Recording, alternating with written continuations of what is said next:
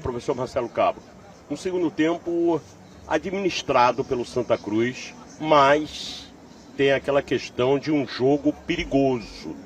Eu queria que o senhor analisasse os dois tempos do Santa Cruz, porque o Santa Cruz não sofreu, mas foi um jogo perigoso. Boa noite a todos. O jogo foi perigoso no todo, né? A gente pega o Souza, que é atual campeão estadual aqui, né? A gente sabia que era uma equipe muito difícil, uma equipe fisicamente muito forte, muito grande, e uma imposição muito grande. E a gente fez um jogo competitivo. Até usei muito termo hoje para os meus atletas, que era um jogo que a gente precisava guerrear. Competir o tempo todo pela imposição física da equipe deles e a boa qualidade da equipe deles. E aí a gente sabia que não era um jogo que a gente não ia ser dominante nesse jogo, a gente sabia disso. O Souza dentro de casa, ele é uma equipe incisiva. O último jogo do Souza em casa ele fez 4 no Ferroviário. Então assim, a gente preparou uma equipe que com a bola a gente pudesse jogar, buscar o gol como foi a plasticidade do nosso gol, uma jogada e uma movimentação que a gente usa sempre, né? O facão do Giovani, aquele espaço gerado que o nosso centroavante deixa. E aí a gente fez um bom primeiro tempo, com algumas boas oportunidades. E aí eu falei já isso em outras vezes. No intervalo, a equipe adversária perdendo em casa, o que eles vão fazer? Eles vão propor, eles vão buscar, eles vão tentar nos agredir mais com a bola. Mas a gente sempre, a todo momento, teve a equipe organizada, teve o controle do jogo.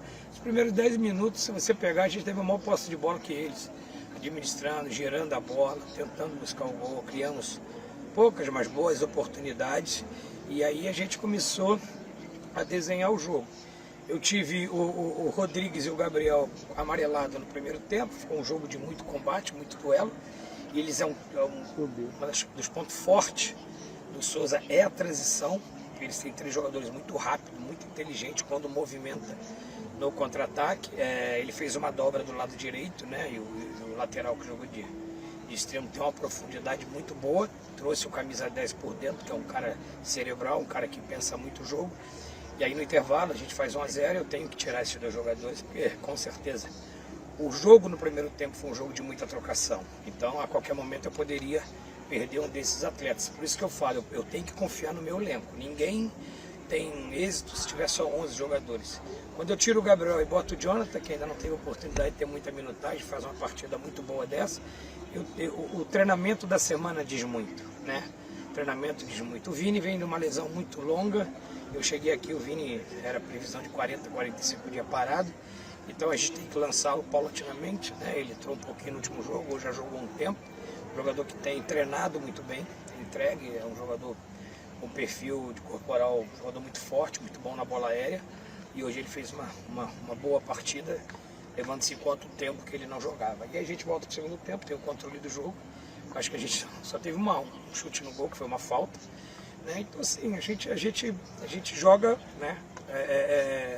Para levar os 3 pontos. Né? Então assim, a gente consegue vir aqui, esse difícil jogo, e levar 3 pontos, que é o mais importante nesse momento.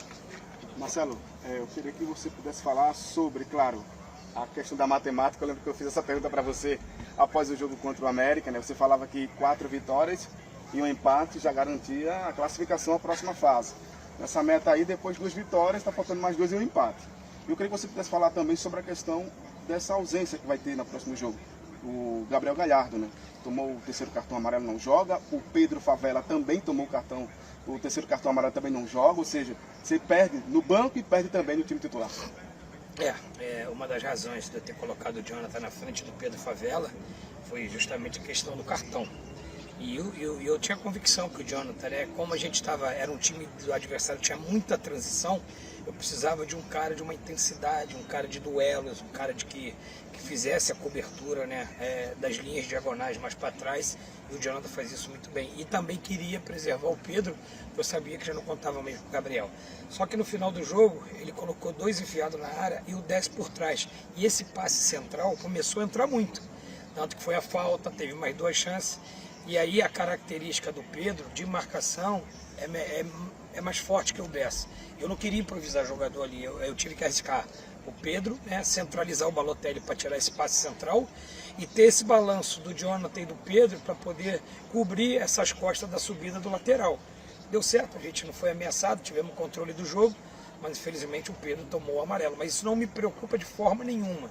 Eu tenho o Jonathan que entrou muito bem e tenho o Bessa que vem subindo de produção nos treinamentos. Então assim, eu vou ter 2 volantes para jogar e um no banco, né? E a gente tem algumas situações que a gente pode usar ali numa questão de improvisação. Eu não gosto de fazer muita improvisação, mas isso começa a aparecer a força do elenco do Santa Cruz, né? A gente tem trabalhado o elenco justamente para isso.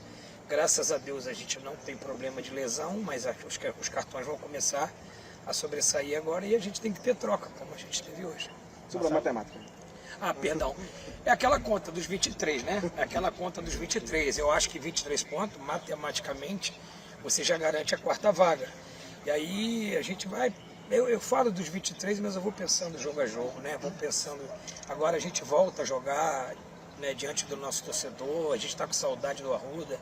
A gente está com saudade do torcedor. Eu quero, mais uma vez, ressaltar nosso torcedor que veio até aqui, cara. Torceu, são 9 horas de viagem, cara. E a gente poder entregar essa vitória para eles.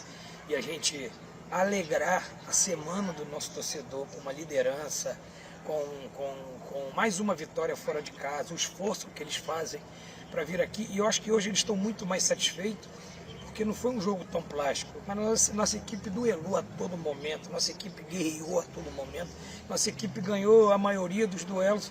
Eu tenho certeza que o nosso torcedor está muito feliz e muito alegre de ver o que esses meninos estão fazendo dentro de campo, de honrar a camisa do Santa Cruz, de se entregar, de não medir esforço para poder sair com a vitória e dedicar a semana para eles. Marcelo, boa noite, parabéns pela vitória, prazer em revê-lo.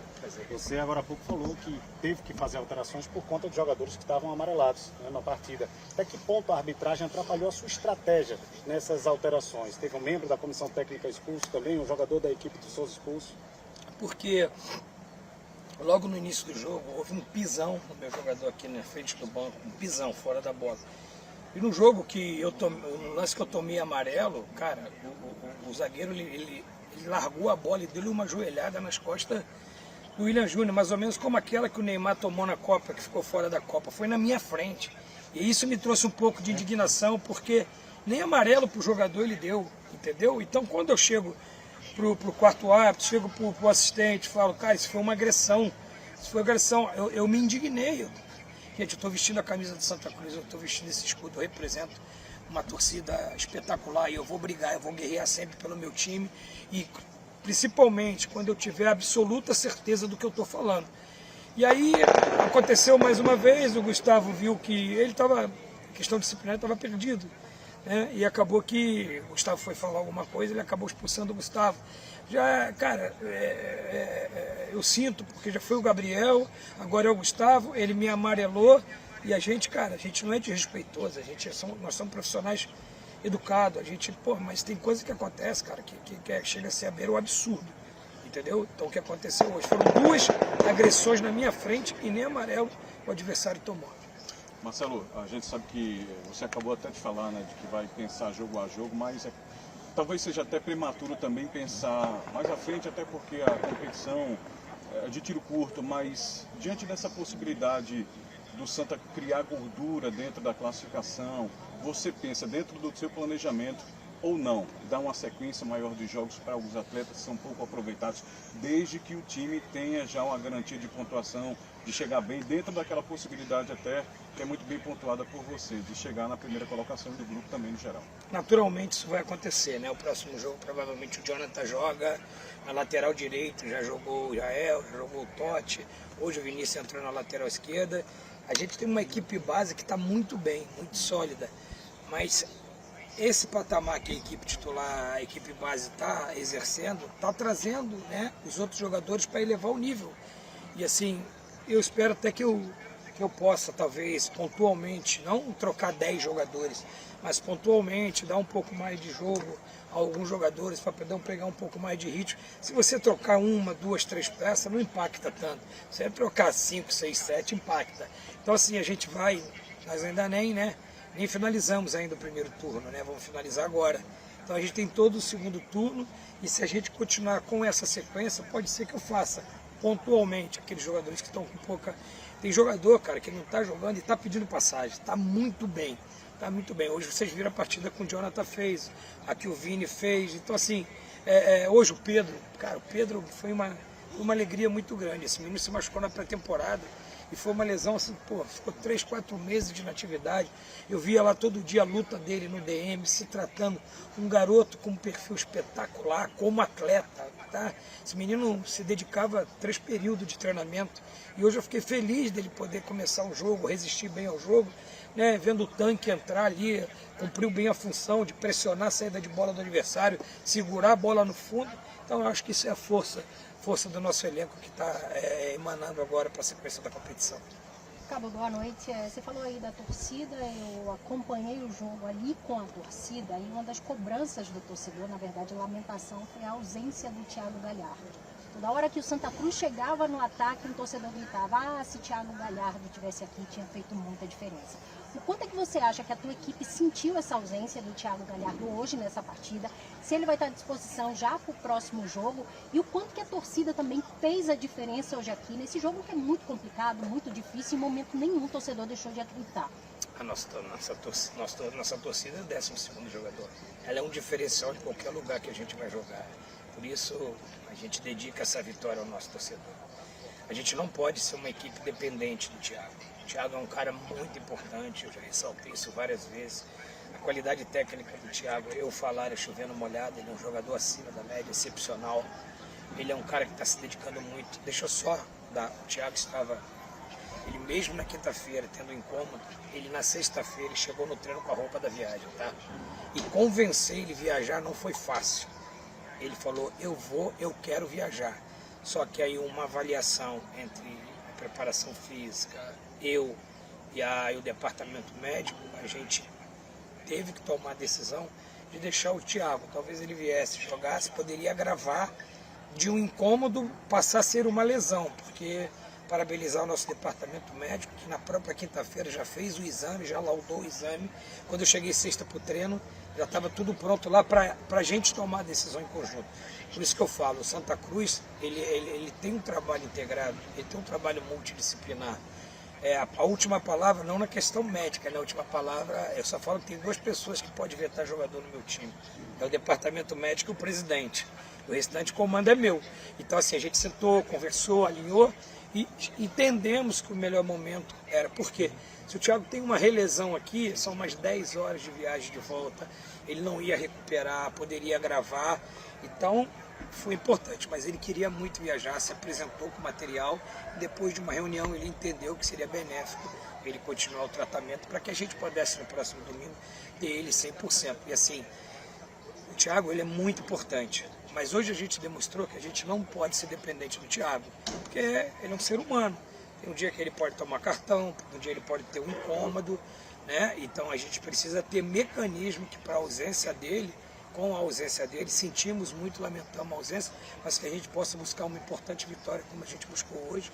E o Pedro e o Tanque vêm trabalhando bastante. Respeita muito, os dois respeitam muito, né? O Thiago, né, como um cara que é um pilar dentro da equipe, mas eles trabalham muito no dia a dia. O Thiago aconselha muito os dois no dia a dia, justamente que no momento desse, a gente precisar eles estarem prontos e fazer a boa partida que os dois fizeram.